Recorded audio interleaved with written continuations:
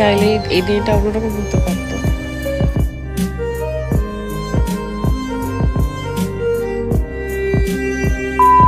এবার মিথ্যা বলে হাতে নাতে ধরা পড়লেন ফারহানা বিথি। তিনি বলেছিলেন রাত কোনো খায়নি, সে নাকি অসুস্থ, কিন্তু প্রকৃত সত্য প্রকাশ্যে আসতেই দেখা গেল ভিন্ন ঘটনা।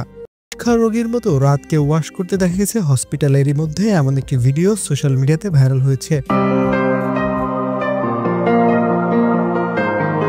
এদিকে চিকিৎসা শেষে রাত বাসায় ফিরলেও এ ঘটনা কেন হয়েছে তা নিয়ে তিনি এখনো মুখ খোলেননি। তিনি হয়তো প্রকৃত ঘটনা সামনে আনতে পারেন, যে লক্ষ্যেই তিনি তার নিজের ফেসবুকে তার ম্যারিড স্ট্যাটাস বাদ দিয়ে নিজেকে লিখেছেন সিঙ্গেল। তারপরও ফারহানা বিথি বলে চলেছেন তাদের কিছুই হয়নি, তারা ভালো আছেন, এবং তিনি রাতকে মারেননি, আবার রাতও তাকে মারেনি। তাহলে সবার মনে প্রশ্ন, বিথির চোখের নিচে কালো দাগ কিভাবে হলো, আর রাতকেই কেনই বা হসপিটালে যেতে হলো? সেই না খেলে তাকে ওভাবে ওয়াশ করা হলোই বা কেন?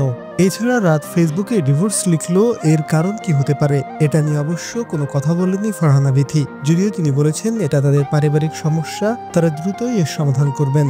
আর আমার চোখের নিচে কালো দাগ না মাথামাতি করছেন, প্লিজ আর কইরেন না।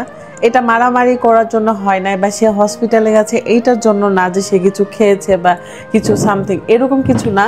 এদিকে খোঁজ নিয়ে জানা যায় রাত যখন হসপিটালে ভর্তি ছিলেন তখন নাকি তাকে একবারও দেখতে চাননি বিথি।